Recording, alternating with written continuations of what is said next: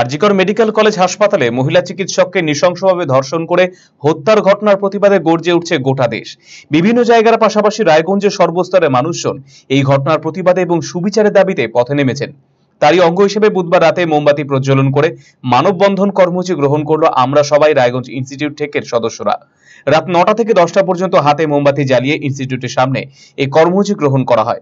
বহু মানুষ কর্মসূচিতে সামিল হন। আশেপাশে ব্যবসায়ীরা তাদের দোকানে আলো বন্ধ করে এই কর্মসূচিতে সমর্থন জানান।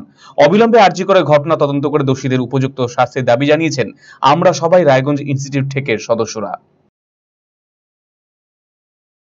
আমরা সবাই রায়গঞ্জ ইনস্টিটিউট টেকের পক্ষ থেকে গত 9ই আগস্ট কলকাতার আরজিকর মেডিকেল কলেজ হসপিটালে পিজিটি যে বোনটি আমার নির্মমভাবে ধর্ষিত এবং পরে তাকে নির্মমভাবে খুন করা হয়েছে, তার প্রতিবাদে রাজ্য সহ সারা পৃথিবীতে যেখানে প্রতিবাদের আওয়াজ ছড়িয়ে পড়েছে, আমরা তারই অঙ্গ হিসেবে আমরা সবাই রায়গঞ্জ ইনস্টিটিউট টেকের পক্ষ থেকে জুনিয়র ডাক্তারদের যে আজকে রাত জাগো আন্দোলন এবং 9টা থেকে 10টা আলো বন্ধ কর্মসূচি, সেই কর্মসূচির সঙ্গতি জানিয়ে আমাদের এই রায়গঞ্জ ইনস্টিটিউট সংলগ্ন এলাকায় আমরা মোমবাতি প্রজ্বলন এবং আমাদের এই সংলগ্ন এলাকায় যে সকল দোকান রয়েছে সেই সকল দোকান ব্যবসায়ী বন্ধুদের